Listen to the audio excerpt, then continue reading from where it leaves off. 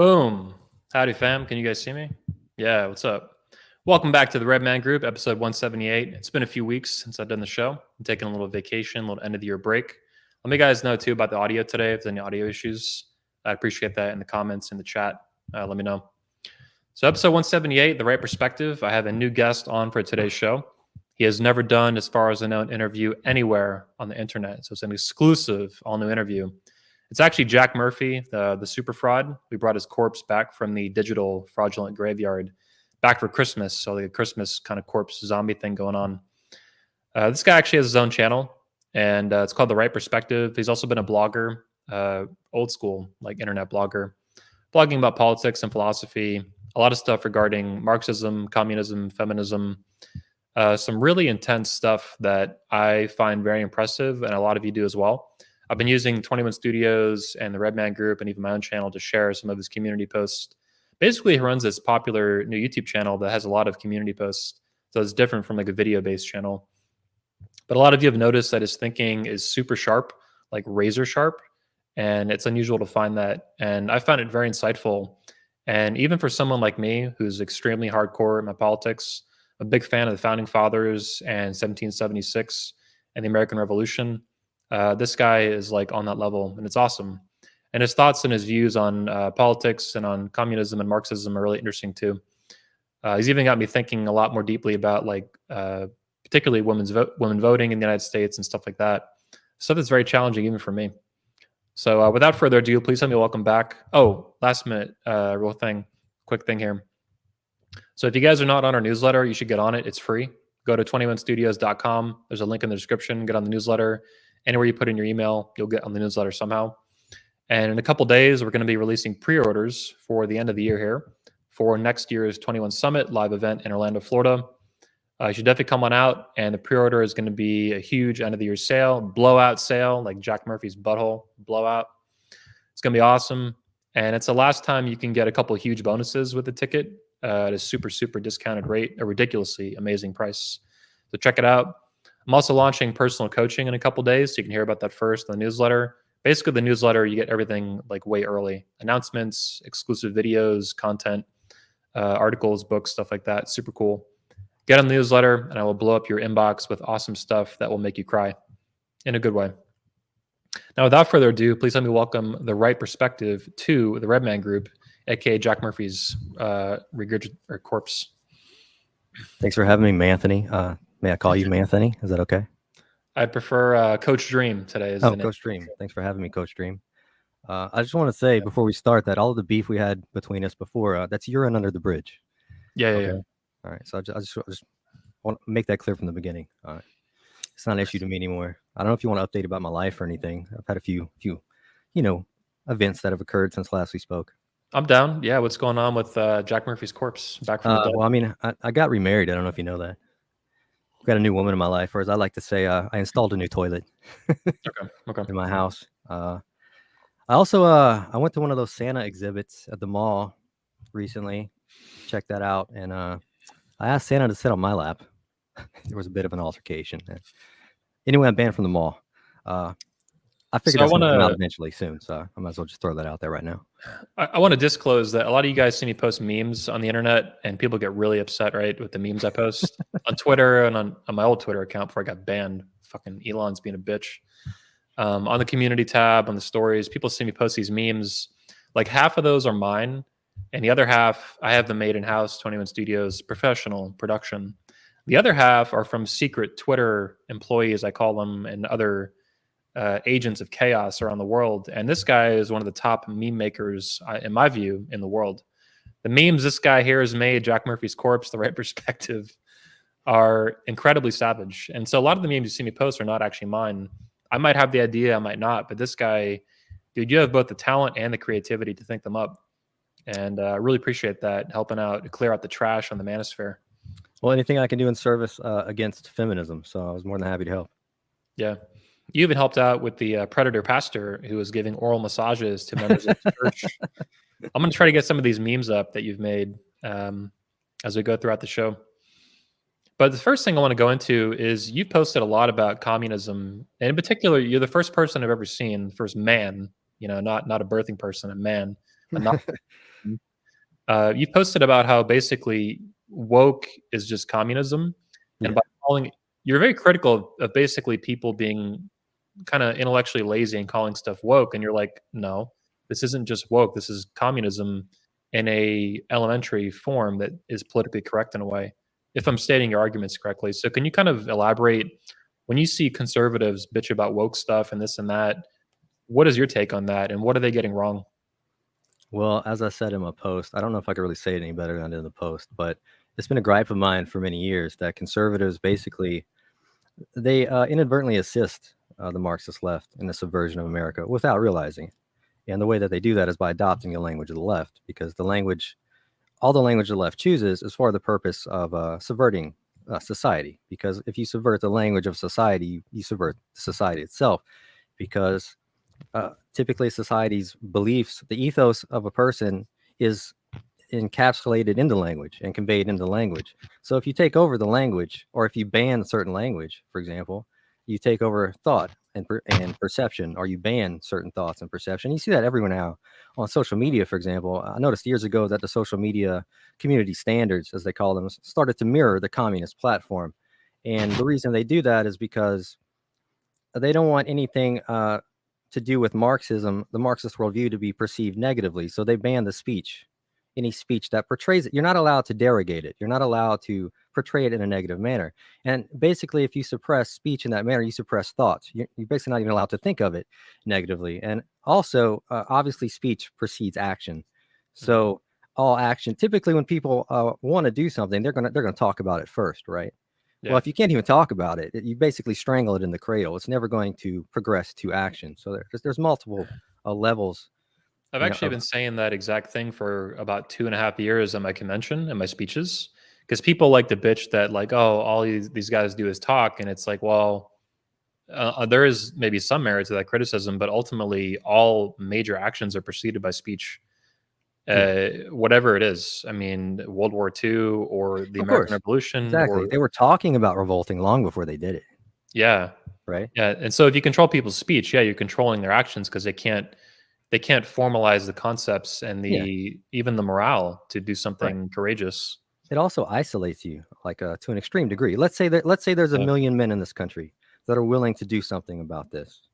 Okay, well, they can't vocalize it at all on social media, so they'd never know. They never be able to make connections. They're all going to think that they're one person against the mob or the state or whatever it is, and it really effectively suppresses any sort of counter revolution or organization, from their enemies in that way. Yeah. So it's a form of isolation by controlling speech, and it's a form of controlling thinking. I've described it in the past. I mean, if you want me to use the same analogy, Mm. let's say that I don't know what I can say on here. I don't want to threaten your channel or anything. Yeah, So yeah, yeah. Be can I say thoughtful. words like RAPE, or can I say that? Oh, you say grape, Oh, sorry. Okay. like a food. Like that's how we say it. The That's Manosphere has all yeah. kinds of covers for these words, like grapes. Yeah, I haven't discovered that yet. So Yeah. it's gonna be difficult. Okay, let's say I'm a serial grapist. Yep. Just imagine I'm a serial grapist. That's the analogy I use. Uh, I don't call myself that though. I call myself a romantic. That's what I call myself. If you don't know anything about me and I call myself a romantic, you're gonna have a completely different perception of who I am as a person than if I told you outright I was a grapist. All right. Yeah. So if you know what I really am, let's say you know what I really am, despite me using that word, you go to warn all the women in your life. You go to tell them, hey, you got to watch out for that guy. He's a romantic. Be careful. He's a romantic, right? Watch out for that dude. Do you see the problem with that? Yeah. I mean, first of all, you're helping me. I would imagine most of those women will be like, oh, well, I like romantic men. They're going to perceive that positively. Well, you when see use this that word. now with the commies in the United States and abroad. They're redefining pedos as minor attracted persons, Exactly. MAPs, and it's like there's even I think a Democratic congresswoman a couple days ago who was arguing. Basically, I saw this on Twitter and a couple other. She was on some CNN or some crap, but she was advocating to make this a protected class, minor attracted persons, So and it's another like proletarian group, basically. Yeah. yeah, yep. Exactly. I mean, I guess the second thing I would say about that, I mean, I just what's frustrates me the most about the modern right is they can't seem to understand that they are assisting the left to subvert the country by adopting the language. Because if you adopt the language, you've already lost. The way that I've described it for years is that if you accept the language, you accept the premise, and if you accept the premise, you're complicit. So if you accept the language that I'm a romantic, you're basically accepting that premise as well, because language is it represents thought. But it also makes you look like the bad guy. If you go around telling people, criticizing me for being a romantic, who looks like the bad guy in that scenario? It's not Yeah. me. It's you. You look like the jerk in that scenario. So it's very self-defeating. And you see the right do this constantly. They're always using the language that the left uses for itself. They're not liberals. They're Marxists. They're communists, fascist even. All right. So you should never call them what they call themselves. You should never call the things that they do what they call them, because all the language they choose is always intentionally chosen for the purpose of creating this moral inversion and simultaneously vilifying their enemies and obfuscating what they really are and what they want to do. It's all for that same purpose. It also innervates any effort to stop them because it confounds people. Yeah. It's hard to even understand what they really are, much less come together to resist it. Yeah, they're very manipulative and effective at doing what you're saying, flipping the script with morality and these different issues and stuff, and concealing a lot of stuff like that too. One of our old speakers, Richard Nicolai, he used to say, especially when I was I still love Ron Paul, but back when I was much more like libertarian minded, he would say that Democrats are evil and Republicans are stupid. I guess that's a good analogy. I Yeah, would agree with that, unfortunately. Yeah. yeah, it's sad, especially when you bring in neoconservatives to the mix and what people call rhinos now and stuff, who are just liberals in masks at that point. If you go look up, I don't remember the name of the guy who created it. I believe it's from a book, but if you Google it, I imagine you'll still find it. There's a list of communist goals from 1963, and just Google like list of communist goals 1963 House testimony or something like that. I don't remember what it is. Go read that list. It gives a list of objectives of communists back in the 60s. If you read the list, almost all of them have been accomplished today. And one of those objectives is capture one or both parties of the United States. Yeah. That's basically been done. Well, I was actually reading something the other day, not only about political parties, but basically what you would call state capture. And that the United States government, the federal government, say in like the late 1800s, was still, I think, was still like an authentic organization in some capacity that responded to the American people. And somewhere over the next 100 years, it really got completely captured. Not all at once, but like incrementally especially in the 1910s, right? You had the Federal Reserve, you had the income tax, you had women get the right to vote. A lot of really massive changes that have never been reversed. Yep. But I guess at some point, maybe in the 60s or something like that, it really just completely went out the window. And most Americans are not aware of this. They still think their government really responds to them and respects them in some way. It's like delusional boomer stuff at this point, as that's how I see it anyway. I mean, that would be a whole other ball of wax that would probably take hours to discuss, because in my opinion, you can go all the way back to the Civil War. I mean, in my opinion, that's what really destroyed the government. The government that was first established was significantly altered in form after the Civil War. That's when you got the massive federal Leviathan, basically, that we have now. Of course, even by modern standards, that was conservative, of course. Yeah. But for the time, it was completely different than what was established originally. And it's just been progressing ever since, in my opinion. And I would say what happened was that the Democrats, they became communists first. The communists subverted the Democrat Party first, and now it's made significant inroads into the GOP as well, and basically taken over most of the GOP, in addition to the Democrat Party. So the way I describe it is we have the Socialist Party and the slightly less socialist party. That's what I've been calling them for a long time. So I was actually going to check this out. I'll bring this up on the screen. This is a poll I put out on 21 Studios just last night. So I put out a poll. It's got 6,000 votes in 17 hours. Thanks, guys, for voting. And if you see here, it was hilariously lopsided. I put basically what are you in terms of like political affiliation, very like conventional terms. Conservative, liberal, independent, libertarian, other, liberal is at 3%. Everyone else is some variation of conservative or libertarian or whatever. My contention with that, and I think you'll be of the same opinion, is that, for example, most conservatives today, and most Republicans especially, whether or not they describe themselves as conservative, they're feminist. Like their opinions mostly would have been considered radical feminism even 30 years ago or 20 years ago. Like I would say 90% of conservatives will gladly vote for a woman, which is a liberal feminist position. And Yeah. if you tell them this, their head just like turns in circles. It's like, well, I'm a conservative. It's like, well, no, you You're just not. voted for You're not. 10 women like Yeah. in a row. You're not. Well, There's nothing conservative about that. I actually spoke about this in another video. I'll try and articulate it, I suppose, again. The problem today is that people only base their perspective on these things starting from when they were born, their own lifetime. That's the point from which they measure. So they don't see anything that occurred before they were born. The correct determining factor on whether or not you're conservative, I call myself conservative, by the way. I voted conservative on your poll because when I hear conservative, to me, conservative means founding era constitutionalist, the original paradigm. That's what a conservative is to me. Okay.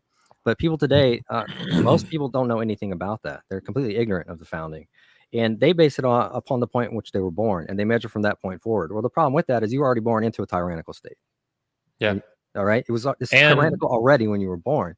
And an extremely feminist, pseudo matriarchy, which has never existed before in human history. Of course. I've said the same thing you said, man. I'm sure you saw me complain about it on Twitter and things like that.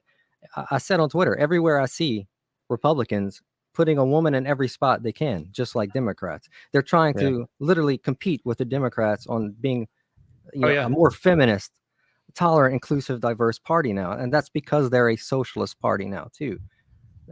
They're both slightly different variations of the same thing. So absolutely. I want to pull something up here that I thought I need to do a blog post about this. I've been thinking about doing that. There it is. I don't want to play the damn video. Don't do that. Fuck. Where the fuck? I think this is one of them. Anyway, it's Mike Huckabee. His daughter just won governor. Here it is. Maybe Yahoo News has a good one.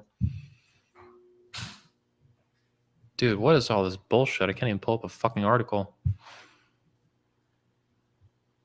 Let's see. God, is this him with his daughter? Anyway, if you look up Mike Huckabee, he was former governor of Arkansas or whatever. Yeah. Or wherever she's governor now. Now, he was commenting a lot recently on his daughter's win for governor.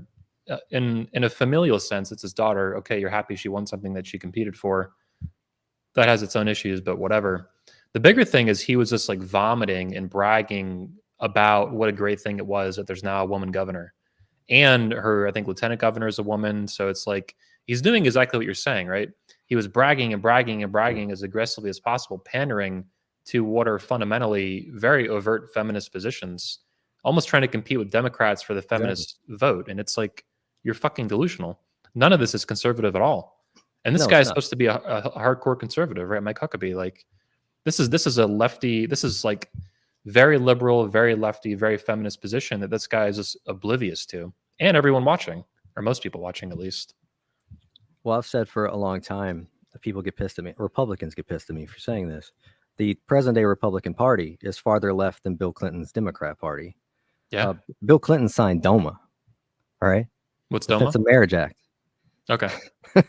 And Republicans, they're totally on board with the gay train, if you will. I mean, they don't oppose any of that stuff anymore. They're completely cultural leftists now, maybe slightly less socialist than the Democrats on fiscal issues. Dude, but even Obama was anti-gay marriage in 2008. I mean, up till 2012. You're absolutely right. I say the same thing. You know, Obama ran as a Republican.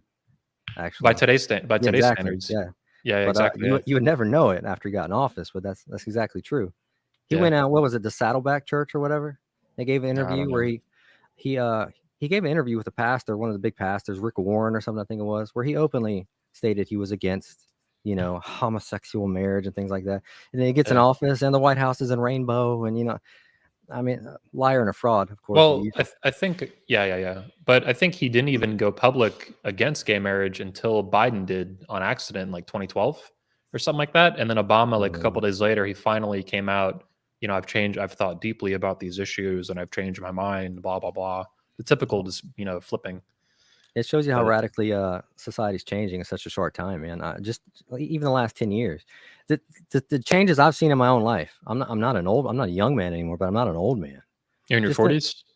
No comment. Okay. Well, you're But Jack Murphy. Who knows? Jack Murphy's in his 40s. right.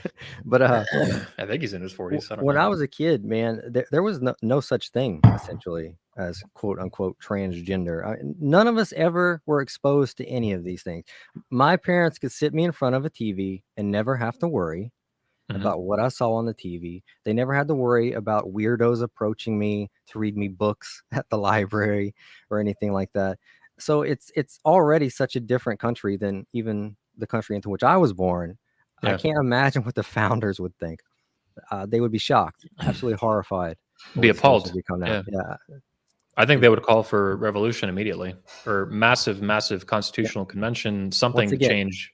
you take the Yeah. words right out of my mouth, because I've said I've said in the past, if you resurrected them right now, the first thing they would do is start another revolution. Yeah. To overthrow us, because we would be Sodom and Gomorrah to them. I mean, the most Yeah. degenerate, debauched society they could imagine. The antithesis of everything they wanted it to be. So. I think they would give it a few days to change peacefully, or a few weeks, and then they would just lose it. Well, I can't disagree with that. So yeah. I was one of my friends, Tony Bruno. His dad is my barber. Usually, they live kind of far from me, but I go see his dad a lot for a haircut. And he's an ex-Marine. He was a Marine in the 1950s, and stuff. Like, he's a super old guy in his 80s.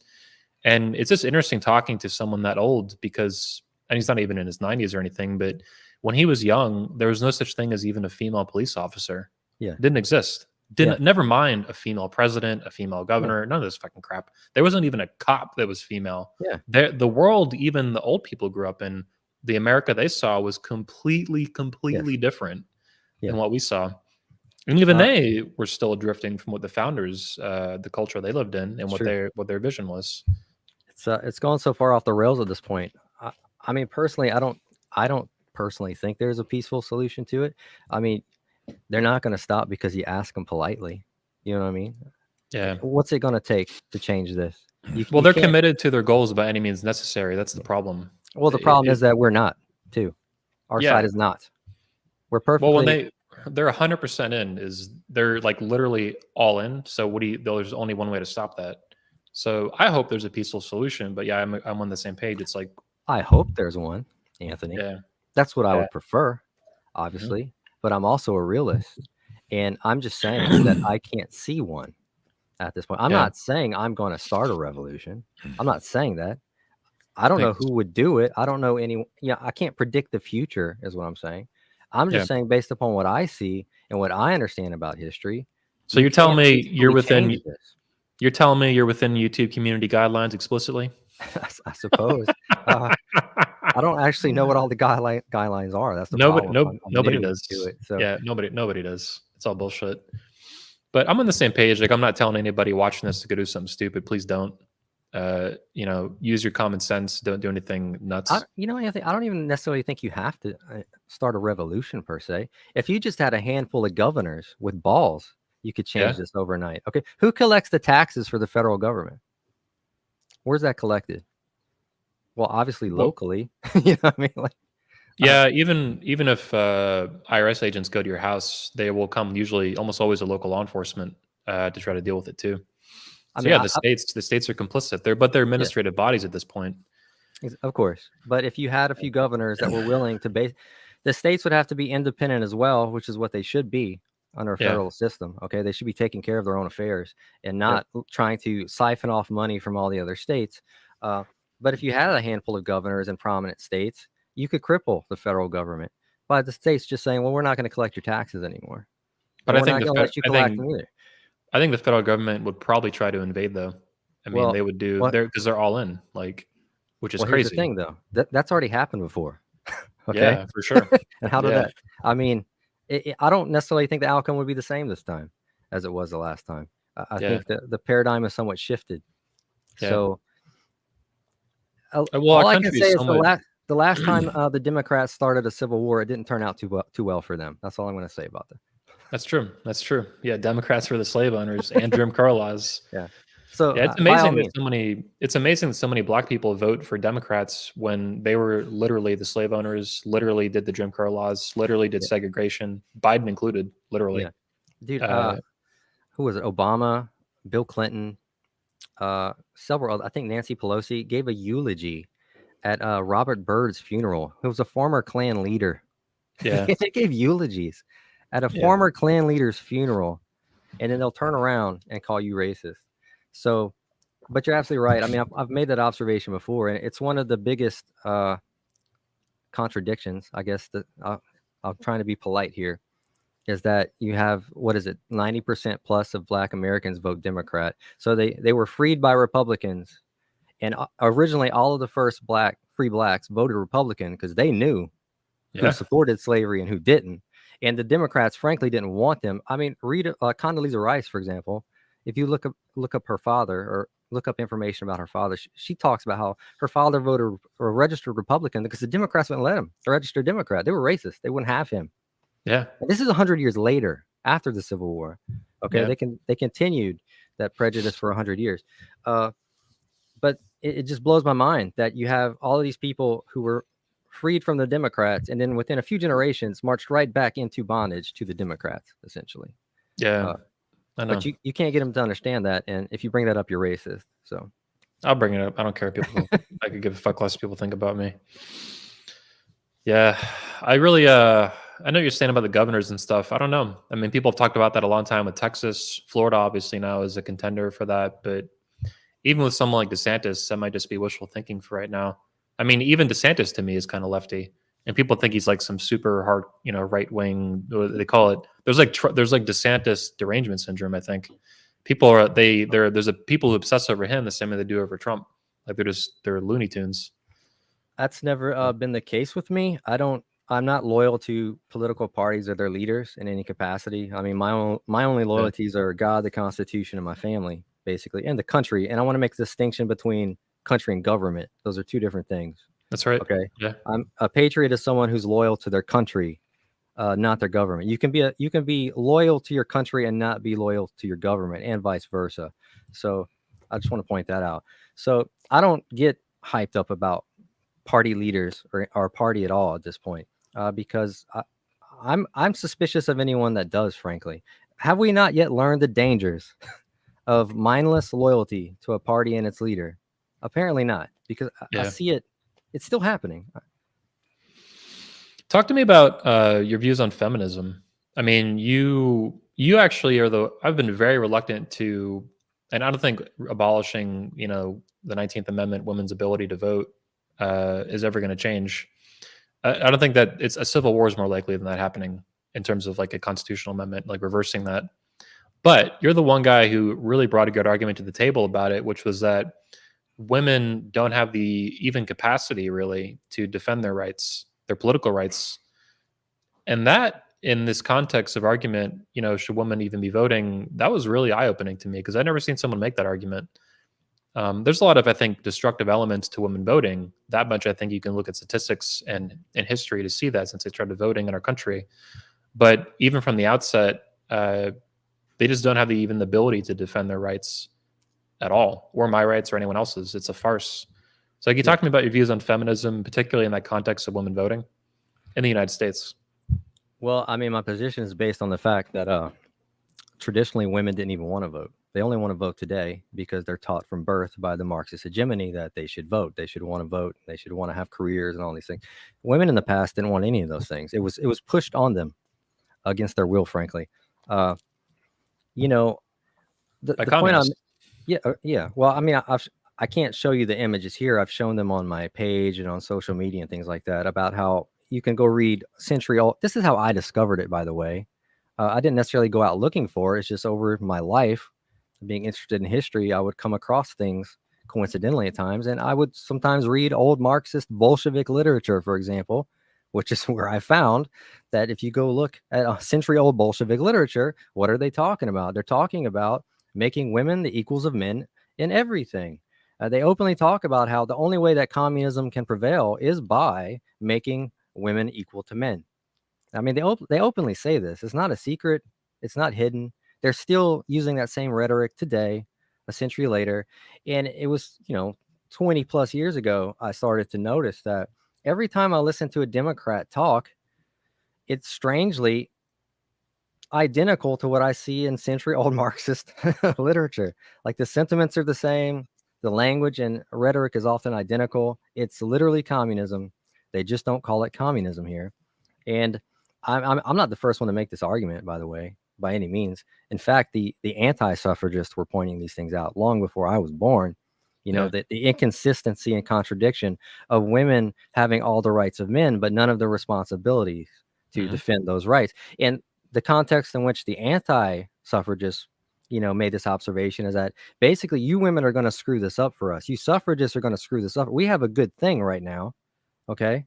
We're not subject to all of these obligations and responsibilities. We're exempt from them, and that's a privilege. And you're gonna screw this up for us. If you really establish full equality, I mean, we're gonna have all the same obligations as men now. That Yeah. all of the same burdens. But then the It's not a feminists were blessing. like, no, no, no, we're gonna cheat. Like, we're not getting any of that shit. We just want the benefits. Well, that's I've Yeah. said in a video as well. Modern women want all the benefits of traditional gender roles, but none of the obligations. That's one of the great feminist cons, in my Yeah. opinion. I've Anytime actually there's a, I've said too, by the way, I want to just hop in. Since 2018, I've said that women in the United States getting the right to vote in the Constitution, this was actually the death of equality, not the beginning of it. It was the death of equality between rights and responsibilities. It was actually literally the kill shot to it, because that's when everything got screwed up and lopsided. When women got the capacity to exert political force, political power through voting, and not the capacity to be drafted into war. yeah. So why? I mean, even in just a presidential election, just that alone, never mind everything else, you don't have skin in the game. Why would you vote for an anti-war candidate when you don't have any? There's no incentive for you to make an informed decision about which kind of commander in chief you're going to choose. What do you care? You're not going to war. I Now, suppose you guys might are call different. I suppose you might Yeah, call it a conflict of interest in that regard. But I mean, yeah, you're absolutely right. And that's why I said for years, and I'll continue to say, if women are not required to register for selective service, and if they're not sent to the front lines in war to be blown to bits, just like men, then they should not be allowed to vote. They should not have the same rights as men. Equality is just that. I'm so sick of the duplicity and the hypocrisy. Equal means just that. If you are equal, you have all the same obligations, all the same risks and responsibilities as a man does. Draft them, put them on the front lines, let them get shot, let them get dismembered, and see how long they still want their equality. Because as it is now, it's equality when there's a benefit, and just girls again when there's not. yeah. So I'm just sick of it. I'm sick of the way other guys put up with this crap too. You've got to stop letting them do this. At least acknowledge it and call it out and criticize it for the hypocrisy that it is. Yep. I think just in millennial American terms, speaking for myself, my only reluctance is to completely eliminate a person's capacity to vote based on the way they were born. So with that in mind, I don't I think what you're saying is true and accurate, and definitely at minimum you need to challenge the hypocrisy aggressively. But also it's like, and I'm against the draft anyway too. So there's a lot of issues with this. I don't believe in military slavery. I think any kind of slavery is evil, whether you're picking cotton or pulling a trigger. So I I've agree always with been that. against the draft too. I know it was different in the American Civil War and the Revolution at times. I'm not actually 100% familiar with conscription during the early years, but yeah, it's the whole system is just completely fucking sick. What about this though? Do you think that voting is a right or is it an administrative duty? And It's what is the historical view on that? I would literally just quote the anti-suffragists who made the argument, the statement, the observation that voting is not a natural right. It's a duty and a obligation conferred on certain individuals who are eligible. That's how they describe it. It's not Okay. a natural right for everybody. And what people today don't understand is when this country was first established, it was Republican at every level. It was not a democracy. It Yeah. was never meant to be a democracy. The founders shit all over democracy in the Federalists. It's one of the oldest, worst forms of government that there is. It's trash. And I mean, they defecate all over it. They denigrate it. They talk about how only republicanism will do for the United States. And what people today don't understand is that it was Republican at every level originally. And the family was a level or form of government. That's It's the what people today smallest. don't. It is It's the exactly. smallest. It's the smallest unit of government. Yeah. And the husband or father was what? The representative of Yep. that unit, of government, or that constituency, if you will, or whatever you want to call it. So it was Republican at every level. And what the communists have been doing for generations is breaking down all of the Republican safeguards against democracy. Because And again, they openly say this. I'm not making it up. I illustrate it in my Mhm. videos. I show screenshots with sources from communist literature about how they openly talk about their agenda is to expand the electorate. It's to Yeah. augment the electorate. It's to increase the amount of people that can vote. That's why they gave women the right to vote. That's why they want minors to vote and felons to vote and illegal immigrants, just as many people as possible to vote. Because if you're enfranchised, for whom are you going to vote? The person that enfranchised you or the person that didn't? The person that wants you to vote or the person that doesn't want you to vote? They create these permanent leftist voting blocks by doing this. They'll have Yeah. a majority forever. And, you know, it being called a democracy only gives it this specious credence and legitimacy because it's perceived as the will of the majority. The tyranny is perceived as justified if it's the will of the majority, correct?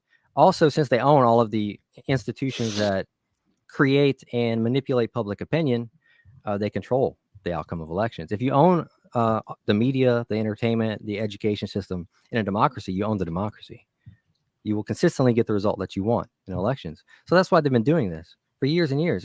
Nobody sees it, and I get called a conspiracy theorist. I've literally quoted the communist platform, and people are Yep. calling me. It's on their fucking website, man. I'm not making this up. You I can go just want to find it take right a now. I just want to take a quick commercial break. For those of you wondering in the chat what happened to my Twitter, I was banned a few weeks ago, Thanksgiving Day, actually, for hate speech and hateful conduct. I'm not going to read the tweet because I don't want to get banned anywhere else, but you can see it here. It's pretty, for my Twitter, this is pretty tame. So that was bizarre. Alan Roger Curry, he recently died, my friend, he even commented on it a couple days before he died. But yeah, I got banned for permanently too on Elon Musk's new Twitter. So I like Elon Musk, generally speaking. I don't trust him though, in for a number of reasons, but especially because I got banned on Twitter, his Twitter, many over a month after he took control of it. So this has been really frustrating and really sucks. And even with Andrew Tate and Mike Cernovich and millions of people seeing it, nothing happened. So I'm still fucked. It just sucks, and I miss my Twitter. Fucking Elon Musk, man. This guy, I mean, Penitent Paul here. You've been banned how many times on Twitter? 5 or 6? Well, somebody that I You're know. a king. Yeah. You're the king of hate speech. Been well, I don't believe there's such a thing as hate speech, Yeah, I know. personally. But yeah, I've been banned multiple times. It's funny because I actually went to Twitter because I was constantly banned on Facebook, and I was trying to get away to a different platform, and it was even worse on Twitter than it was on Facebook. Even So, now, it's bad. People think it's better, and it's like because Trump got unbanned, Roger Stone, a couple people like Andrew Tate, but yeah. dude, they're still banning tons of people for hate speech. Like that's the reality of it. I thought they fired everybody. I think they fired some people, but obviously not enough fucking commies. You need to fire fucking everybody. Well, my position on him taking over Twitter has always been I'll believe it when I see it. I don't give credit before it's due Yeah, with things like that. So once you're actually allowed to speak freely on that platform, I'll acknowledge that you have free speech on that platform. I'm not gonna Yep. make that claim before it actually exists, which is what other people consistently do. So, What do you think about this comment? History has shown communism always fails. That's a silver lining. I feel like you're gonna have some thoughts on this. well, I don't necessarily think that that means it's not going to continue to be attempted forever.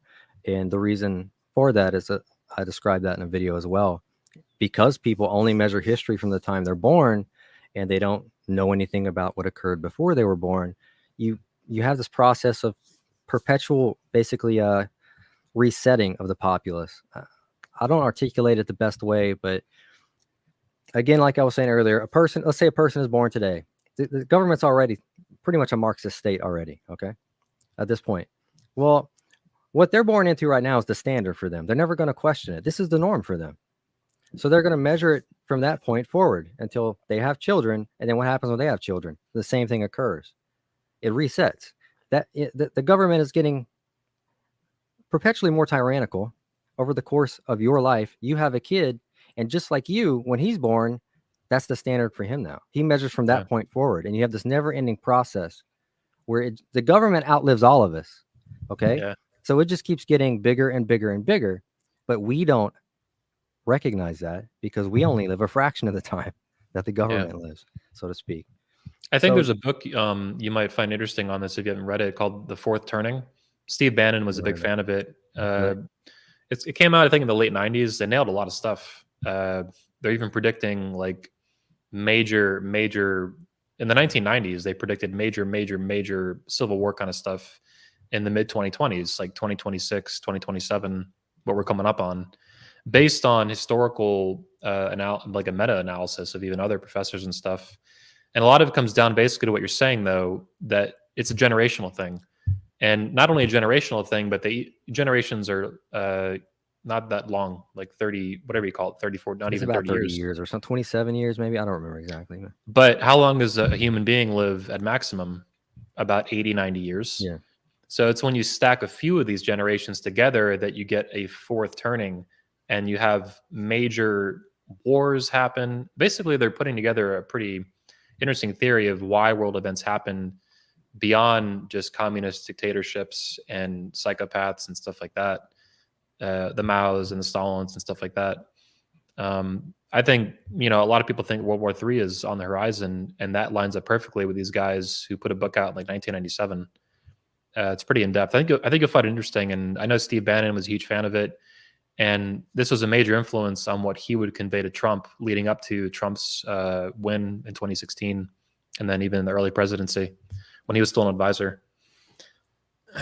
You'll find it interesting though in the context of like generational stuff and people forgetting things happening and men going off to die.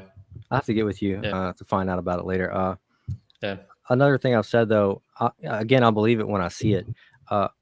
I find that it's unlikely that there's going to be any sort of significant resistance at this point in my life. I've heard people say this my entire life, Again, I mentioned this in a video previously as well. I would talk to guys, and eventually people are going to get fed up with this, and they're going to rise up. And I'm like, they're not actually, for the reason I just told you. You'll get fed up with it, but then when your son is born, that's the norm for him. He's not fed up. Are you fed up with the IRS? Most people aren't. They don't question the existence of the IRS at all. There wasn't an IRS when the country was founded. Not yet, not even close. Yeah, there wasn't a social security tax. Yeah, IRS didn't exist till the 1910s when the 16th Amendment or something. Yeah. No one questions that at all because they were born into it. That's the standard for them. They only measure from the point they're born forward. That's what happens when you have an amnesiac populace that doesn't know anything that happened before. The correct standard is the founding. Yes. All right. Yep. Anything that a woman to that, brother. That's the metric you have to use, not the metric of your birth. But that's what everyone does now, and that's why it never reaches this critical mass, if you will, because it never gets too tyrannical for people. When you have this never-ending procession of resets like that. Let me play devil's advocate with this. So, two things. Number one, I think you would agree. Our country was founded on a civil war. We call it the American Revolution, but really, this is a war against an existing government. I mean, there wasn't no government, and then we just made one out of nowhere. George Washington, who's behind you with the minigun, didn't use the minigun, but he shot and killed a lot of people and had a lot of soldiers under him shoot and kill a lot of British soldiers. George Washington shot people on Christmas Day, man. Like that's how badass a woman our founders were. All right. But then obviously we had another civil war, not even 80 years later, approximately. Yeah. So my contention is if America still exists today in some basic resemblance, at least superficially, to the founding, and even the government we had throughout the 1800s, I don't think it's conceivable that our country never has another civil war forever. I'm not saying it'll never happen.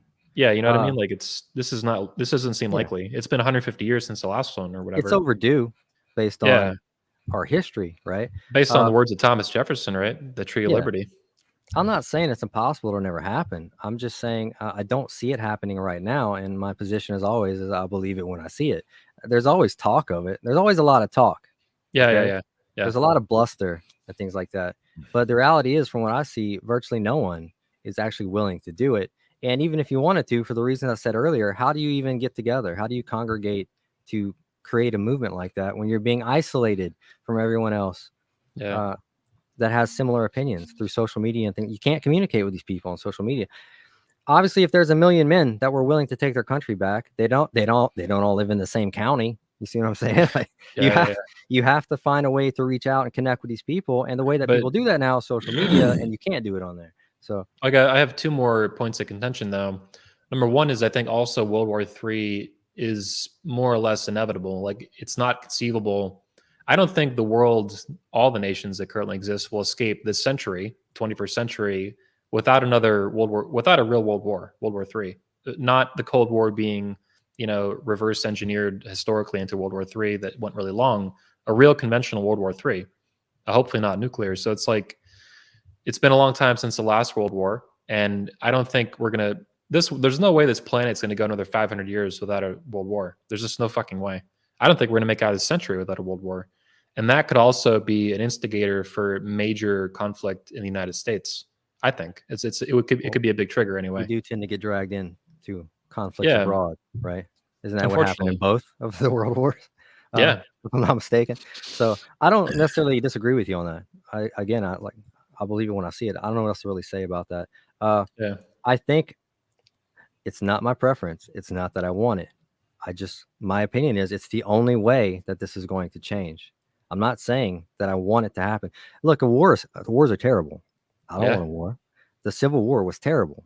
The Yeah. Revolution was terrible. Like I was just posting yesterday or something. 1 in 40 people died in the Revolution. The economy was decimated. Cities were burned. Like I don't want that. I'm not saying go out and make that happen. That's not what I want to happen. I'm just saying, as a realist, that's probably the only thing that will change. Read the Declaration of Independence, man. What does it say? People will tolerate things until they become intolerable. I mean, you basically have to reach a point where people prefer dying to continuing so. on as they are. Let me do a third point of contention with this that I think you'll find interesting, or we can talk about it. Obviously, right now things are still pretty nice. We live in this decadent culture. You can still go to Starbucks and get a pumpkin spice latte, and I think until the pumpkin spice lattes run out, things will not change. If you can still go to Starbucks and get a pumpkin spice fucking latte, holiday fucking Christmas latte, people are not going to do shit. But if they can't get their pumpkin spice fucking latte, women in particular, things might change. That's kind of where I was going with that. Actually, again, you kind of one up me there. It is a result of the luxury we have in this country. It's all the people are not going to give up their creature comforts. It's not until you pierce that bubble of comfort, it basically tear it apart, that people are finally going to wake up. So I agree with that. So I can't really contribute much to that. Yeah, and I just think that economic collapse at some point is number one, inevitable. Number two, imminent. And I mean, who knows? Maybe it will go to 2035 or something happens. But there's so much debt, and fiat currencies, of course, always collapse their history, as far as I know. None of them survive indefinitely. They always implode. Whether that's national to the United States, whether that goes into a global currency, into the global homo new world order, who knows? But that, I think, also, if we have a major economic collapse, like something on level legitimately with the first depression, or the one that we know anyway is the 1929 depression, that I think that might happen pretty soon. I mean, this country, as you probably know, is like over 200 trillion in debt. The 30 trillion is huge, but really it's like 200 when you add everything up. That's crazy. Like this money is never getting paid back. The whole thing's gonna fucking blow up. Pretty much. The way I've described it in the past is we basically have a nation of socialists who want ever more services from the state, but produce ever fewer taxpayers to fund it. Yeah. I mean, we're destroying ourselves, literally. But like you said, as long as they have their Starbucks, they don't care. They're content to drink their Starbucks into the grave. They're not interested. They don't want to be bothered with these negative thoughts and emotions and things like that. Man, just give me my Starbucks and let me watch them twerking on YouTube. All right. They have no regard for anything that matters anymore, anything of substance or significance. So I can't tell you how to fix. I mean, I know how to fix it, but it's not going to happen. I don't think it's going to happen. So do you think that we're facing like the fall of, like, in terms of the fall of Rome, like the fall of the West in the coming years and decades? Because that's my concern, is like beyond just the United States. The U.S. is just part of like the Western civilization and the leader of it. The way I would describe it, or have described it, I feel like we're on the cusp of a new dark age, frankly. A new era of pagan depravity. And what people don't seem to understand about that, particularly when I talk to other Christians and things, they don't seem to get that the pagans were not only depraved, but they were basically running the planet for millennia. All right. The ancient pagan states lasted millennia. So this new era of new neo-pagan socialist depravity could last thousands of years. I mean, why shouldn't I think that it would? It has in the past. But when I talk to other Christians, man, they seem to think that that's not the case, and that it's going to be turned around relatively quickly, or it'll never get that bad. And Frank, they're delusional, in my opinion. it's going to get. This is not the end, guys. It's the beginning of our descent. Okay, of our descent into madness. I don't think they don't understand that. Yeah. Yeah, they're oblivious. Yeah. Yeah, I mean, these especially boomers and older Gen Xers, man, they live in the past. They live in like the 1980s. They still think their government, Reagan was president, the government's working for them. They don't want to hurt you. Never mind that the CDC gave black people syphilis for 40 years. So That's exactly right. Yeah. No big deal. Yeah. That's the one thing black people get that right. They don't trust the government for vaccines. God bless them. Because fuck all that shit, dude.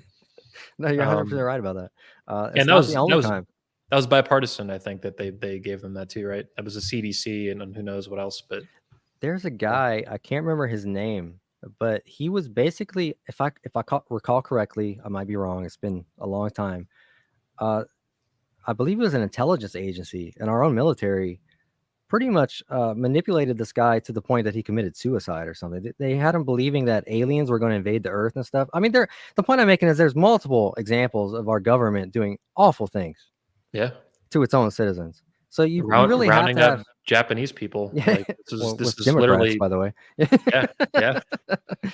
The tolerant, inclusive Democrats, filled the internment camps with the Japanese that you're talking about. But yeah, they've done it repeatedly. So when I talk to people who have this ridiculously naive disposition that the government would never wish you ill, how do you get through to someone like that, man? That's complete separation from reality.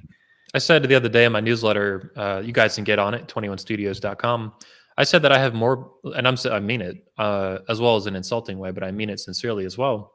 I have more respect for adults who believe in Santa Claus than adults who believe that genocide will never happen in their country. That's true. Like, you're a retard. Governments have been murderous bastards for pretty much all of history, with rare periods where they don't. So, especially last century, I mean, when your grandparents are growing up and even your parents were little kids, this went on into the 90s. Yugoslavia, the Bosnian genocide, like, this was recent. When I was a kid, in the 90s, there was genocide going on still. Even since then, genocide is a really common feature of what governments do. Yeah. Democide, I think, is actually the correct term for it, because it cannot just be genocide. It can be infanticide, politicide, religiouside, like all kinds of fucking excuses people make up to kill lots of people. But we already have a genocide that's been perpetrated here. It's infanticide, what people call abortion. Yeah, that's genocide. That originated as a racist genocidal eugenics program, the purpose of which was to wipe out blacks and poor people and the undesirables, basically. Margaret Sanger was a known racist. I quoted her for one of her books on one of my videos, illustrating how she basically has the same sentiments on race as Hitler. All right. And the left worships this woman. The Democrats, communists, by the way, all communists, that's what they really are. They not only don't have a problem with her, she's a hero to these people. They worship her. And they've already committed a genocide on a scale that would make the Nazis jealous with envy. I mean, the Nazis couldn't even imagine the efficiency and scope that our socialists have committed genocide. Is it true that feminists have committed more genocide than anyone else in history? Because even the Chinese only hit like 54 million, allegedly. I don't know the exact number, but as far as I know, yes.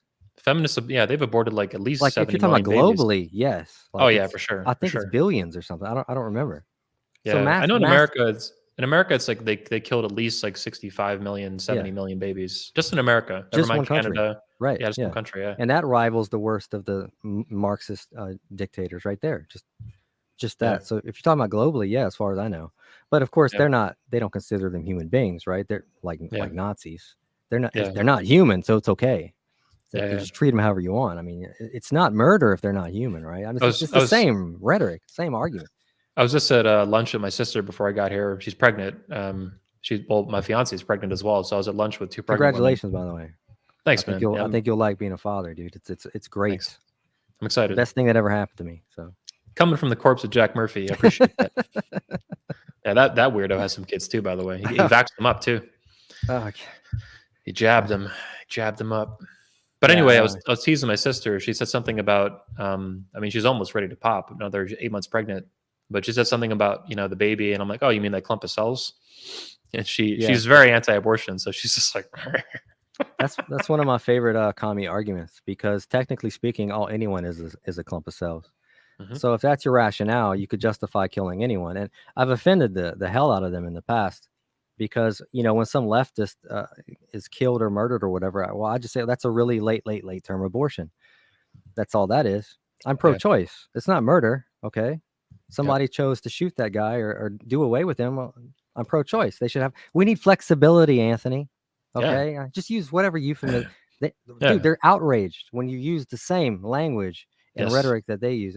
No one hates their own logic or arguments more than a leftist, right? I mean, this is how I do my marketing for my conventions. If you have ever perused the event pages, I look at the language that they use as closely as I can in the concepts, and I try to like puzzle piece it together and reverse engineer it, and then just throw it back in their face as aggressively as I can, so that they go apeshit and start writing news articles about it and bitching about it on TV and all kinds of shit. Make women great again. I did this perfectly.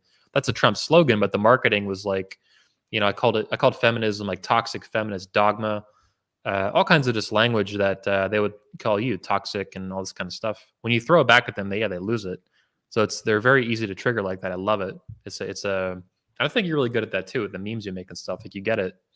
I would say my approach is pretty similar. I have reasons for the things that I do, I suppose is what I should say. I don't necessarily always share them, and most people don't typically understand why I do what I do, but I do have a reason for it. And I'm typically very aggressive with leftists because first of all, they deserve it. And if you're not aggressive with them, they're going to be aggressive with you. It's a matter of time. They're always going to insult you and vilify you. I mean, as a practice. So you can't be waiting around. They're constantly trying to put you on the defensive. Right? Yes. They're going to vilify you from the outset, because then you spend the entire rest of the argument trying to prove that you're not these things that they're calling you, and you've already lost if you do that. So they're never going to leave you. They're never going to leave you alone either. No, something I realized from COVID is that, and I said this in front of one of our speakers. He's a psychologist, and I'll never forget. You could tell he was like immediately taken back by it in a really positive way. Like I nailed it, and I like this guy, so I appreciated that. And I said that the only people who are ever going to leave you alone are people who want to be left alone themselves. Basically, people who share values with you that they want to be left alone. And so all the feminists and all the communists and all the socialists, what do they want to do? They don't want to leave you alone. They want to fuck with you, and they want to control you, and they want to dictate your life and ruin your life and get money out of you and all kinds.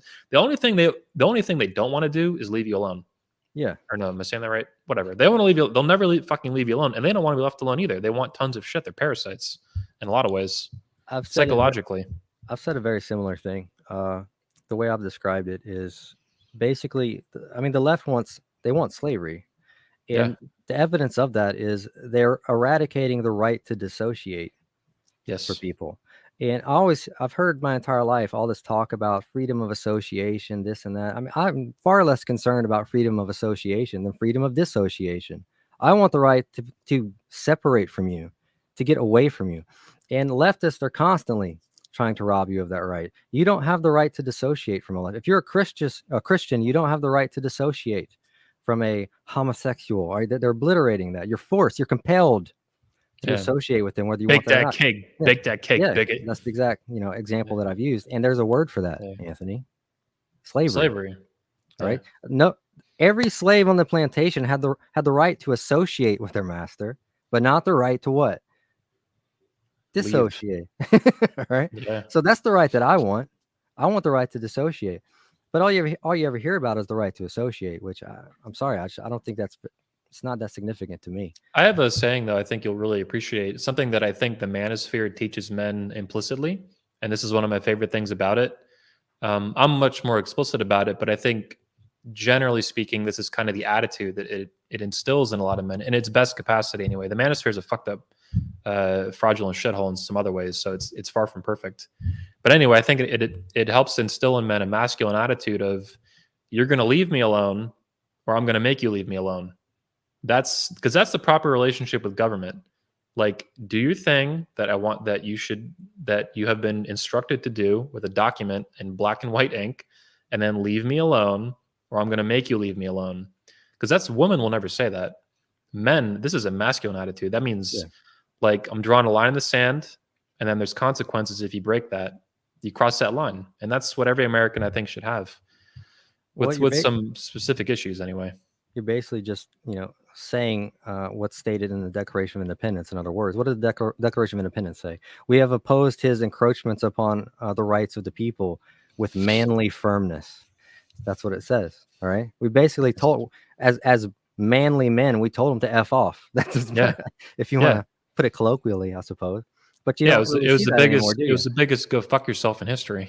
Yeah. And to be fair, that wasn't their first choice. But when the time Yeah. came that there was no recourse, it's like enough's enough. Screw off, But you Yeah. don't really see that anymore. Everybody is so willing to just accept it, to concede and to defer. And I'm not sure how I would describe it. I suppose in the past I've said that people prefer, peaceful slavery to the contention of liberty. I'm not Yes. right. They don't want to argue. They don't want conflict. They don't want contention. They'd rather just submit. And that's the antithesis of everything this country was founded on. Yeah, I agree. I think I was showing your channel, by the way. Someone was asking about it. If you have a channel, and he certainly does, you can find. I'll put a link in the videos eventually, but you can also just go to YouTube. It's actually hard to find because you're kind of shadow banned. When I typed the right perspective, it didn't pull up. But anyway, here's his username and stuff. And if you go to the 21 Studios community tab, for example, you'll see me share a lot of his posts, and I'm helping build you up 100%. Anyway, Thank you'll you. see the channel there, and you can subscribe to him. He's also on Gab, so they can find you. How do they find you on Gab? Well, I'm on there. It's the same name, I believe, but I don't post very much on Gab as of yet. Maybe in the future I'll be more active on there, but it's very few posts on Gab right now. Okay. Gab You have a lot of is great, by the way, though. I like Gab. So yeah. You have a lot of great videos, by the way. I reposted one of them on our channel. This one, I love this one. I thought it was really good. appreciate it. But you have a lot of cool videos. Yeah, people should check them out. Very anti-feminist, anti-communist, lots of stuff. Constantly anti-communist. I love it. Anti-cuck, all kinds of shit. Moby cuck, no cuck free zone. Well, I want to thank you too, man. I hate to say this, but you've frankly done more to promote me right now in this interview than any pastor I've ever known. Yeah. And as someone who claims to be a Christian, there's nothing I've told you that I haven't been telling Christians and pastors that I've known my entire adult life. And not only did they not promote me in the way that you have, I actually had multiple people work against me. It was they seem to be deliberately obstructing me, even trying to prevent me from sharing my views. Well, communism and feminism have invaded all the churches, all of them, It's as far as I true. know. Pretty much. I for years have been calling the modern church basically the spiritual arm of the Communist Party. Yeah. That's what I call it. It's for the people. I'm sorry. The Catholic Pope is a fucking pretty overt communist, as I understand it. I feel the same way. And the way I've described it is basically the modern church has become a place for people who can't quite accept full communism. They're not willing to go atheist yet. Okay, they've adopted everything else, but not that thing. So that's where they go to still cling to that part, of traditional values, if you will. But they've already adopted the Marxist fiscal platform and the cultural platform. They just still believe in a God.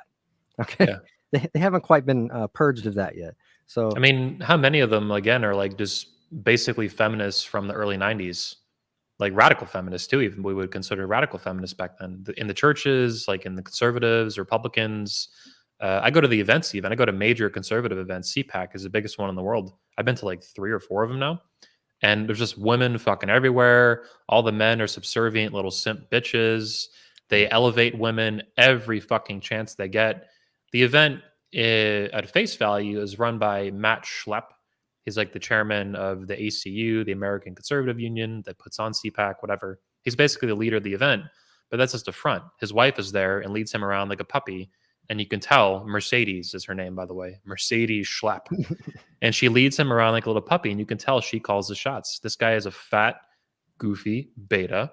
I'm sure he means well, but he's fundamentally a weak pussy beta.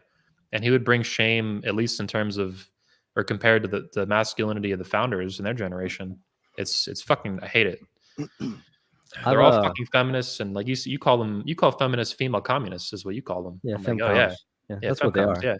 Yeah. Female Marxist revolutionaries. That's what they really are. That's what feminist really means. It means female member of the proletariat. So female Marxist revolutionary. I'm not just making that up. I've shown, excerpts Yeah. of communist literature where they talk about that. But again, this is why when I first discovered you, I pretty much immediately took a liking to you. I mean, I know we don't agree on everything, but Yeah. there's almost no space between us on these Yeah. things. I've been in various churches throughout the course of my adult life, and I never could. Protestant churches, or what kind of churches? Yeah, it's Protestant, Okay. but I never ended up sticking around, man, because I couldn't handle, frankly, the abject effeminacy. I'm not going to go somewhere and hold hands and cry together with, with people. I'm just not going to do that. Yeah. And I refuse to be a part of any institution that requires the forfeiture of my balls as the price for admission. I'm Yeah. not going to do that. Okay. So I'm We not have going to a go. we have a pastor named Michael Foster. He's a good friend, Protestant pastor. Even I don't know the specifics, evangelical. I don't know, to be honest. That stuff's confusing to me. I was raised Catholic, retired Catholic now. But anyway, he says that you should not have to leave your balls at the door of a church to enter as a Wow. man. That's an incredible coincidence because Yeah. I've been saying what I said for a long time. Yeah. So, yeah, I would agree with that sentiment.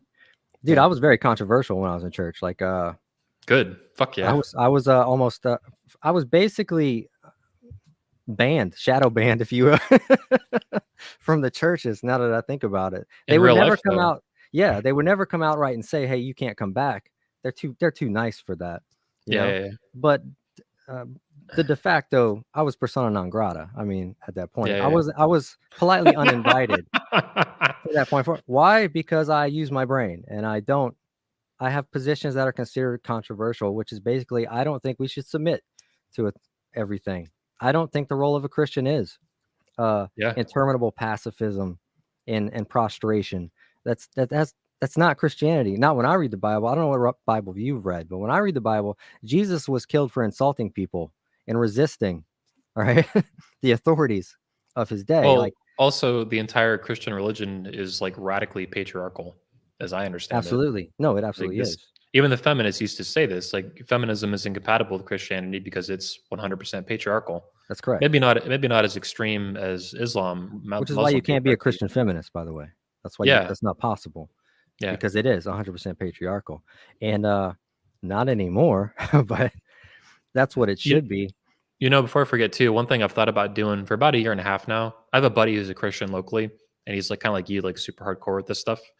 And he still goes to church though. I think he's non-denominational now. I don't know, but I've thought about going with him though to these churches and just kind of popping in and just asking pastors questions when I get a chance when people are listening about for example, the young women who have sex out of wedlock, are they going to go to hell? Are they going to burn in hell?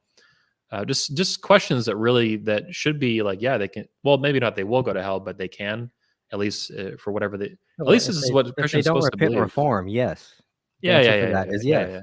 But what I want to do is just like throw these explosive questions out in the open and just see because they're not talking about this. They're not even supposed to talk about this a It's lot of true. time. They won't even touch moral issues now. That's another reason I Yeah. don't like going.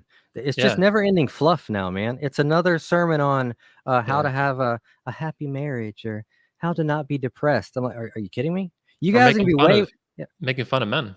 yeah. Well, yeah, they used to get again, I was controversial. Like you guys are gonna be way more depressed if you don't start getting involved in the society outside of your church doors. All right. Yeah. If you just sit in here and hide from the world like you are, waiting for Jesus to return, you're going to be far more depressed at the society that exists very Yeah. quickly. And that's another thing that frustrated the hell out of me about other Christians is that's literally their strategy for everything.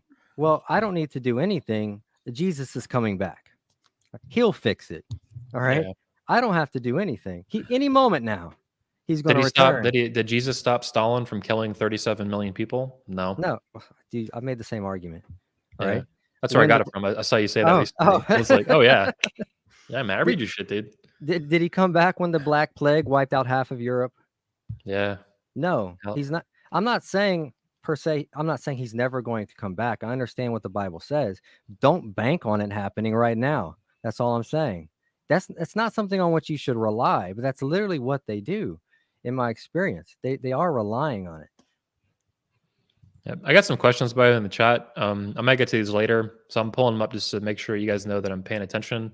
I'm kind of focused on the guests right now, but at some point I might get back to these, maybe in a comment as well. for example, on the main video on 21 Studios. So I appreciate you doing the super chats. I like money. I appreciate you sending me money. It means a lot.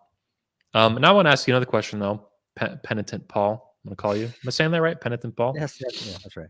That's your old school Twitter name. I was raised Catholic, until I was like 17. So I'm a retired Catholic now, ex-Catholic, whatever you want to call it. I'm an objectivist though, officially and formally. But I guess my question is, my town I grew up in too was very Catholic. Like there was a couple other, Protestant churches, but most people, we just consider them weirdos, honestly. Like That's fine. they weren't I'm not like offended evil or or anything. Yeah. that's just what people taught me. Like I would ask my mom or something about, that Baptist church and like, oh, they're weirdos. Looking back on, it's hilarious to me how Christians fight with each other like this. Well, that denominational strife is literally why we have a country. I mean, I'm not offended by that at all. That's why the United States exists, was because of that. But I want to ask you a two-part question. What is your view, or even let's say the founders' view of Catholics and Catholicism, and how do you view Catholicism and feminism? Like on a scale of 1 to 10, how feminist is Catholicism today, especially in the United States? So the founders' view in Catholicism, because you're the first person that told me about the founders' view in Catholicism. I knew that Catholics were controversial in the United States. That's why Kennedy being elected as a Catholic was a big deal. But the founders' view, early American view on Catholicism, and how feminist is it today in the United States?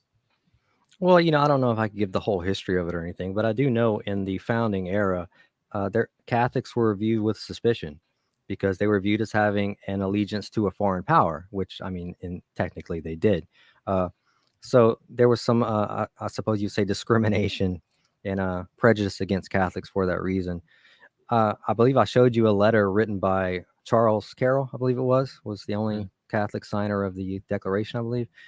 I might not be remembering that 100% correctly, but he wrote a letter to Washington basically appealing to him kind of to work to his assistance or help them out, or to remind people that, not all of the Catholics were dodgy in that regard, or had, some Catholics did contribute to the revolution, which they did. Charles Carroll was obviously one of them. Okay. So, and Washington responds basically in agreement that he would do that. So yeah, there was some discrimination against Catholics and stuff in the early days of the country. Today, I mean, as opposed to how feminist they are, in the past, I would say that they were somewhat protected longer than I think the Protestants were, based on just tradition. They've had these traditions for so long, and it kind of insulated them more for a time. I find that the Protestants kind of fell first. They were subverted first, and then, but the Catholics, control, for example, right? Yeah, I think the Catholics have pretty much followed suit to a large degree at this point. So I'd say it's. I mean, what good is having a man at the helm if he's an effeminate commie? I guess if that's what you would call the Pope. I don't know, but a lot of them are pedos and stuff too. I agree with you that he's a Marxist. I've been saying that for years. My chick is Catholic, and I would talk to him about her, and she's like, I don't even like this Pope. Like that would be her comment to me and stuff. So, but yeah, that's pretty much what got me interested in all of this, politics and everything. When I was young, I started getting into history because I was getting in kind of not really arguments, but disagreements with people about the ideological basis of the country. And I just wanted to know. I want to know the truth. And I just started kind of like this whole, I guess, 20-year voyage of looking into American history, particularly the founding era, which just interests me in general. So I wanted to know the ideological basis of the country, if religion played a role or not, to what extent it played a role. And I think I've just found out to a significant degree, what role it did play. Obviously, a lot of people, like, man, I've talked to you about this before somewhat in private conversations. Most atheists hate me. Okay. No, I don't hate you. I was somewhat shocked that you didn't hate me. You're like the only atheist I know that doesn't immediately hate my ass. I mean, I hate most atheists. Most of them are just, I don't have anything in common with them. The same way you don't have much in common with a lot of theists. Yeah. I mean, Muslims are theists, Hindus are theists, right? But you're a Christian and you're very specific about your views. Yeah. Most atheists are just liberal douchebags at best. Some of them are obnoxious, and like Sam Harris is a perfect example, pretentious douchebag.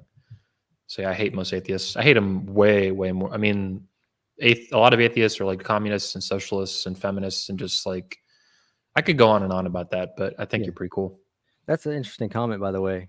Most people don't know these things anymore. The revolution, the spirit of our revolution, did start in churches. People don't Yeah. know that today. A lot of the beliefs that the founders had, they basically ripped off from pastors of the day and things like that, who would give sermons. The Black Robe Regiment stuff, right? I've heard about this. Dude, I want to say the first actual conflict or shots of the revolution took place on a church lawn, if I'm not mistaken.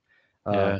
It was a pastor and some men in his church who ended up, fighting with the British. I don't remember exactly, but They called them the Black Robe Regiments because they kept doing this. They kept these pastors kept getting their church congregations together and shooting British soldiers. well, did I ever show you that? I believe it was the Reverend Caldwell who gave sermons with 2 loaded pistols on his pulpit. Did I ever tell you about that? Because they had a bounty on his head. Damn, The look at British this had a bounty comment. on his head. Hang on, John James. The Roman Catholic Church persecuted Protestants for over 1,000 years. It was evil. They burned Protestant preachers alive, nailed their Bible to their chest, and burned them alive.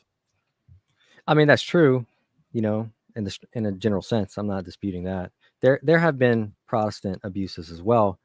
Yeah. When people ask me, which is not very often, but if I were to be asked what was the primary cause of this country being founded, or who instigated it, or was the catalyst for this country being founded more than anyone, it would be King Henry VIII, and people would be perplexed by that.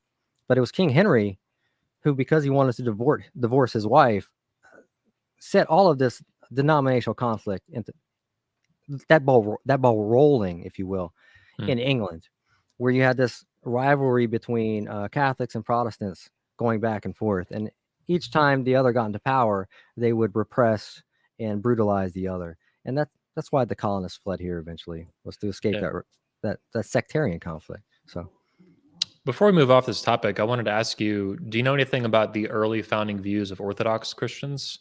Because obviously, you're talking to me about Protestants. We talked about Catholics. Orthodox Christians are smaller than the Catholic Church, but still, I mean, even today, there's like a quarter billion. You mean like I think of them. Actual Orthodox Church? Actual Orthodox Church. Oh, yeah. I don't know a whole lot about that in particular. Sorry, Okay. I have a more generalized understanding of that. What I understand, what I know to be true, is that the First Amendment protects all of the Christian sects equally under the law. That's what it does. No one Christian denomination can be declared the official national denomination of the country, because that's precisely what they were fleeing in Europe. So all of the Christian denominations are protected equally by the First Amendment. So even though I'm not a Catholic, I adhere to the meaning of the First Amendment. The Catholics have a right to practice their religion, and my denomination cannot be elevated above their denomination. That's the true purpose of the First Amendment. Now, some states did do that. The states can regulate almost anything they want, and some of them did have an official Christian denomination. That was the official religion of the state in the early days of the country. So in your view, the First Amendment does not protect what the founders would have considered false religions or something like that, like Not Islam or Hindus? Not according to Joseph Story, which is where I derive these. That's my source on things like that. Joseph Story was he was a Supreme Court justice appointed by James Madison. Okay. So you have the father of the Constitution, who appointed a guy who's considered a integral figure in early jurisprudence in this country. He's one of the founders of Harvard Law. There's a statue of him at the entrance to Harvard Law, and he literally wrote the first book explaining the meaning of the Constitution. Did the founding fathers write about this specific issue as well? I Madison don't know. And Jefferson, stuff like that. Not in as much depth to my knowledge. I mean, I'm sure they broached it, but this guy wrote a whole book discussing. He literally goes through the whole Constitution, explaining what every part of it means, and he's quite explicit about it. It does not protect, pagan religions or things like that. The purpose of the First Amendment is to protect the Christian denominations, basically from each other. One of them becoming the official denomination of the country and repressing all of the rest, because that's literally what they fled in Europe. That's what they were trying to escape and trying to prevent here. But your view is that this doesn't protect stuff like Satanism, Scientology. No, well, it doesn't. No, it doesn't. It doesn't. Obviously, it protects everything that was a part of the original compact. The Constitution is a contract. Yeah. Okay. So I've never seen anything that says it protected those things in the founding. Look, Anthony, you have to understand. I know a lot of people aren't going to like this, and I get all kinds of shit for this. The Constitution is dated in the year of our Lord. I mean, that's not debatable. Read it. It's dated in the year of our Lord. What does that mean? I'll get the craziest responses from people when I point that out. Well, that could be any god. Well, no, it can't. What happened 1789 years before the Constitution was made? What happened? Buddha wasn't born 1789 years before the Constitution was born. The Constitution codifies the Christian Sabbath. Okay? There's a reason the president isn't permitted to sign bills into law on Sunday. What do atheists have to do on Sunday? What do Satanists have to do on Sunday? I mean, everybody at the time knew why that was the case. Everybody sacrificed children and goats, right? But everyone at the time obviously knew why that was in there. People today don't know it because they don't know anything about, our own history, unfortunately. But we've had conversations about this before. I don't necessarily agree with everything. I mean, I have my own doubts about religion and things like that. I'm not going to lie to you. I've certainly had doubts in my life. It's not possible either that the founding fathers were perfect. This is an unrealistic view of human nature in any in particular man. So the Constitution is obviously not perfect, in part because of where we are today. Obviously, you had some racial issues too. Like, I am skeptical about obviously women voting at this point, but segregating vote based on race, for example, is not good, and that eventually was changed. Obviously, I can send you something about that actually. To my understanding, most, if not all, of the founders were anti-slavery and working to end slavery to the extent that they were able. You have to understand, before the country was founded, they were subjects. They couldn't end slavery. And this was inherited from the king, basically, in the Kingdom of Britain. Yeah. Franklin talks about how they tried to ban slavery in Pennsylvania, I believe it was, and the king overturned it, wouldn't let him do it. So they described it as an evil that was fastened upon us by the mother country. I mean, that's what they called it. Yeah. So there were efforts. I mean, read the articles of, I believe it's Association or something like that. Washington signed that. Other men signed it. That bans the slave trade. They were trying to get rid of it long before they actually did. And the way that I describe it to people, if you had an opportunity to free, let's say you have an opportunity to free half of your people now and half of them later, or you don't free any of them now, which would you choose? Yeah. So there was no. I think the founding of our country was the establishment of individual rights at a profound and powerful level of politics, like establishing a whole new country on individual rights explicitly. I mean, it set the foundation for everything else happening, for slavery ending in the United States and people being free and stuff, equal before the law. People today won't recognize it, but it's significant when you read the Declaration that it doesn't say only white men are conferred with natural rights. Yeah, that's true. At that time, it says all men, not just white men. That was a controversial thing to say then. I'm sure. Yeah. So I want to run another idea by you. Am I interjecting? My thinking is that today, obviously, most people, like you said, don't care about the IRS. They don't care about taxes. Income tax could be whatever. They're just going to maybe say nothing or bitch a little bit, whatever, right? And this is the world that they were born into and all that. Even the oldest among us at this point have basically everyone's grown up with the income tax at this point.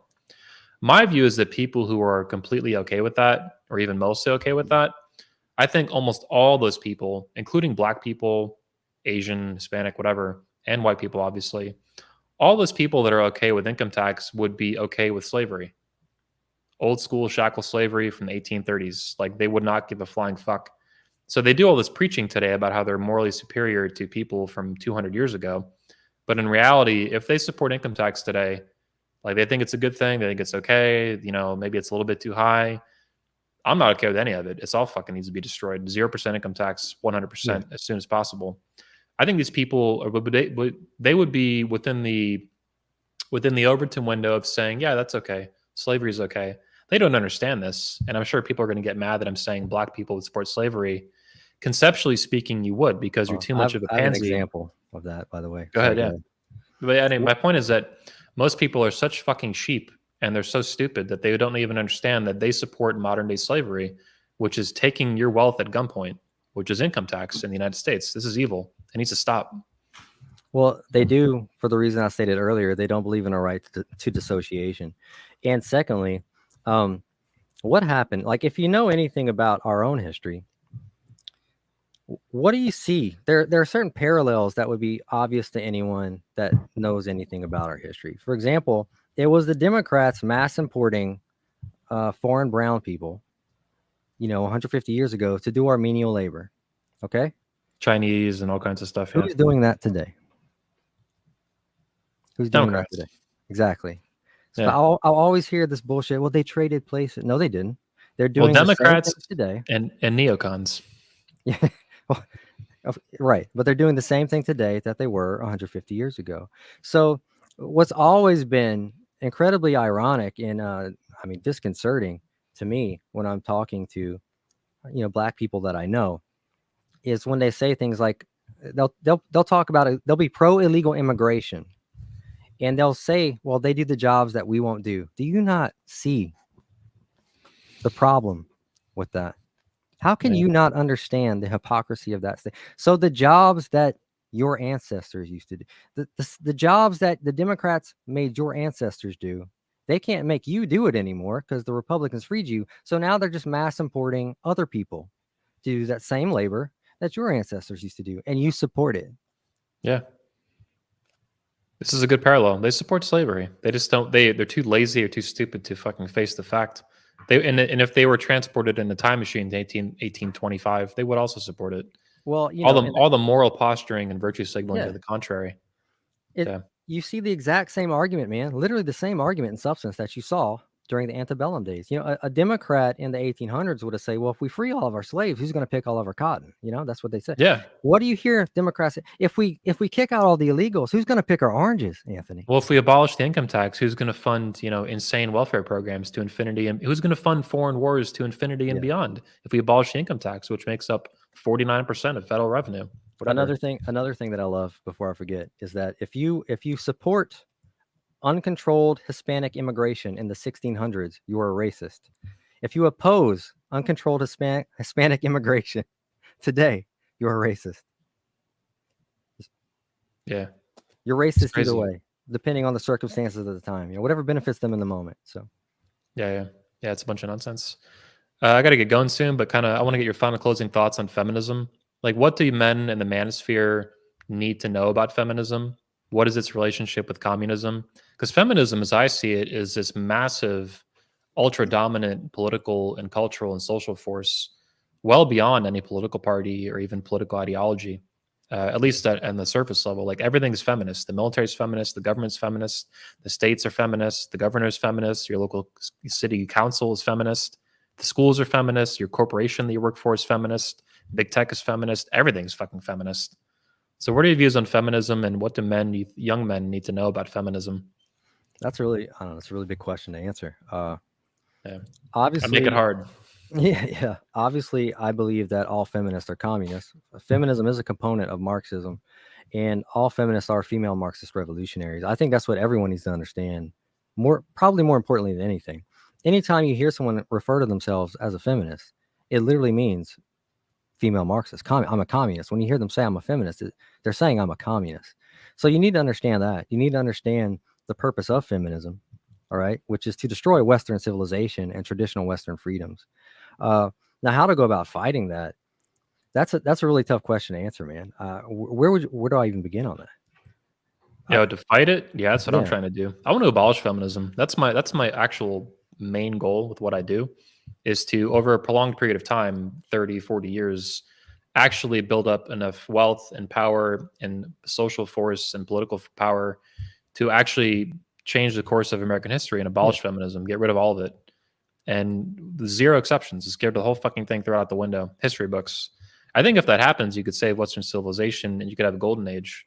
Otherwise, I think the dark age is a very high probability of happening this century, entering into it slowly.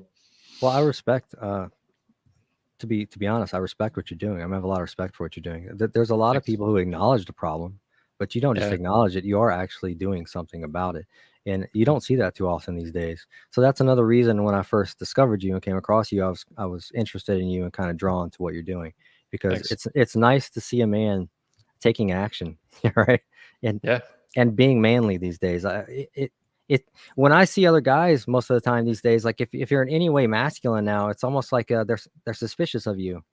Like Yeah. it's something's amiss if you're not if you're Or you not get just like a safe version of masculine. It's called like boobs and bacon masculine. yeah, Like, oh, I yeah. watch football and I eat bacon. I like boobs, and that's masculine. It's like a little bit, but you're not really. That's like surface level safe bullshit. That's like the quarantine leftover of masculinity. Yeah, I mean, I agree. Again, to young men, I would say the same thing I've been saying for years. If you have to, if there's no other recourse, I would say look outside of the country for a wife, a companion, someone who still has traditional values.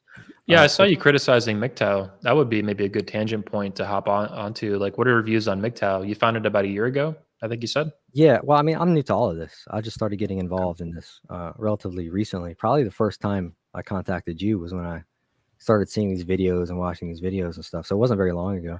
Welcome to the insane asylum. Right. I don't personally know enough about it to make a comprehensive assessment. I just barely figured out what it is, or barely just recently discovered it, right?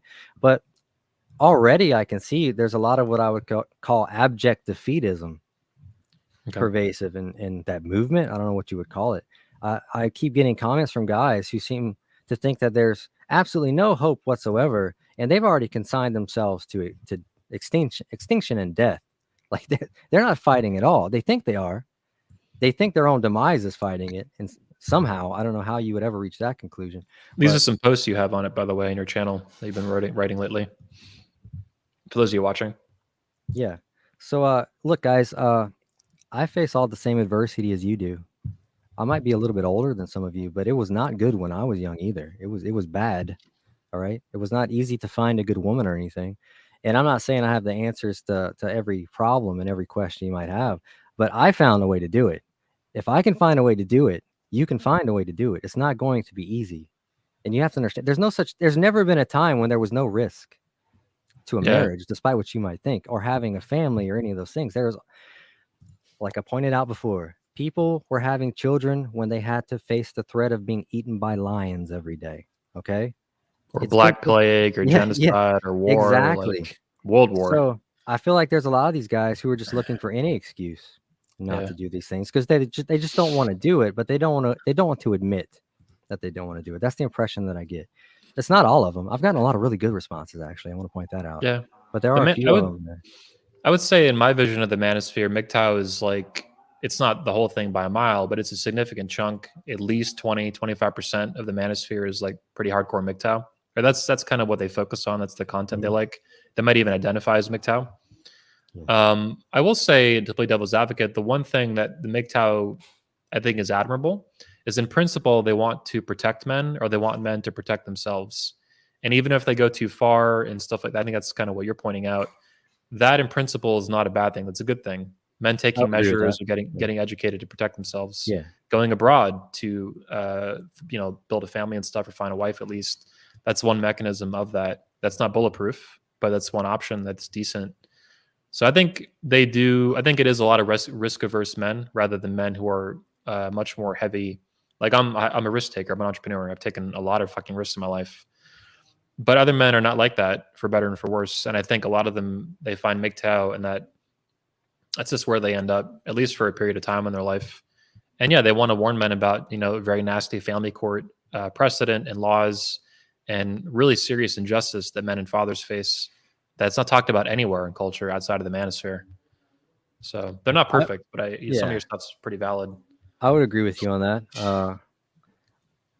The only thing I'm seeing in the comments that I guess bothers me is that their sentiments, some of not all of them, some of their sentiments are almost indistinguishable in substance from that of feminists themselves. I mean, they have an ostentatious aversion to marriage, to family, to children, to procreation. I mean, they sound just like feminists in that their rhetoric is slightly different. Their reasons are different, but the outcome is the same, right? Which is just annihilation, oblivion.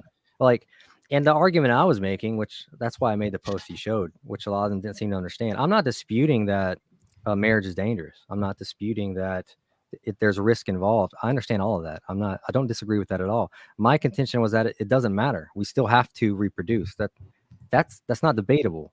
We have to continue. How else does your movement continue if you don't produce progeny? You know what I I'm also saying? think it's a major, not just a movement or even a country, but it's a major insult to all of your ancestors to I not agree. Yeah. procreate.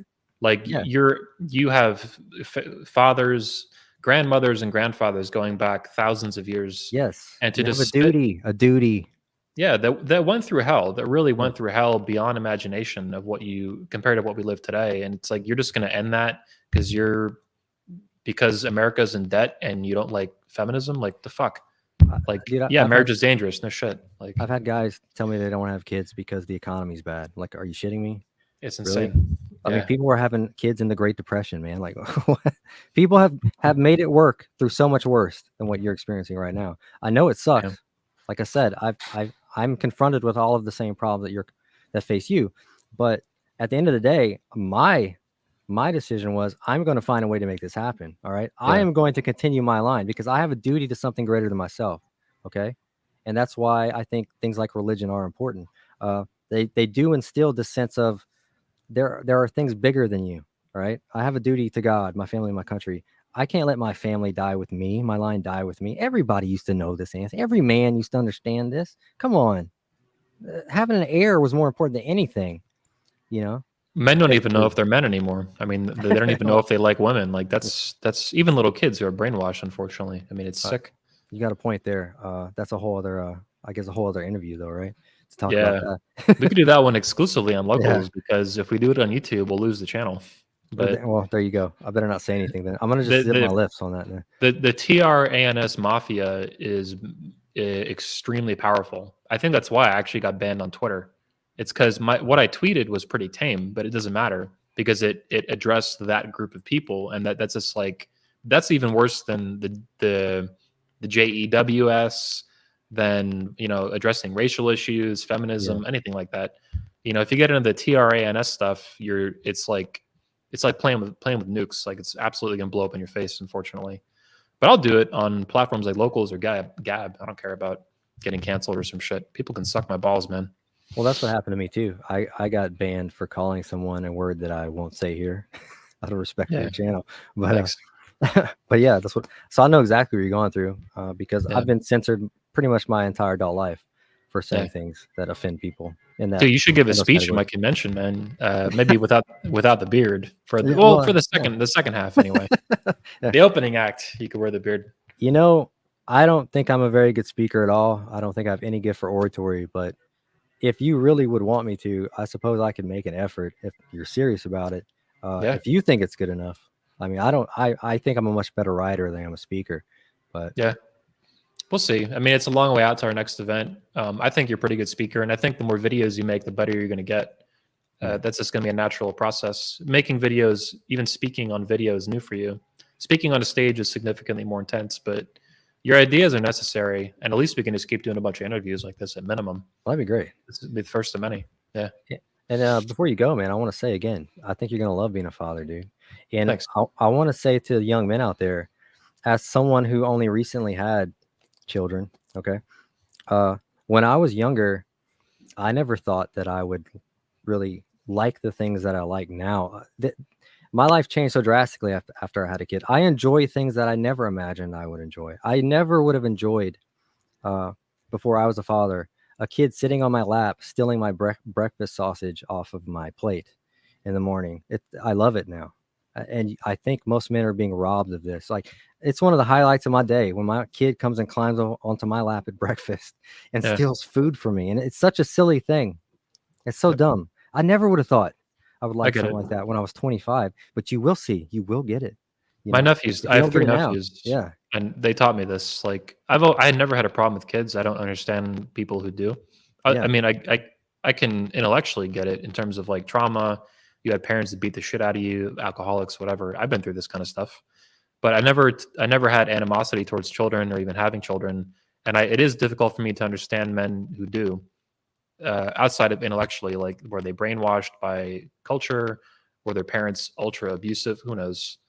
But anyway, I have 3 nephews, and the minute I had 1, never mind 3, that taught me a lot about the seriousness of what I was doing in terms of my sexual behavior being super risky, but also how much I loved having nephews and just having kids that I cared about They weren't my kids; they were my sister's kids, but close enough.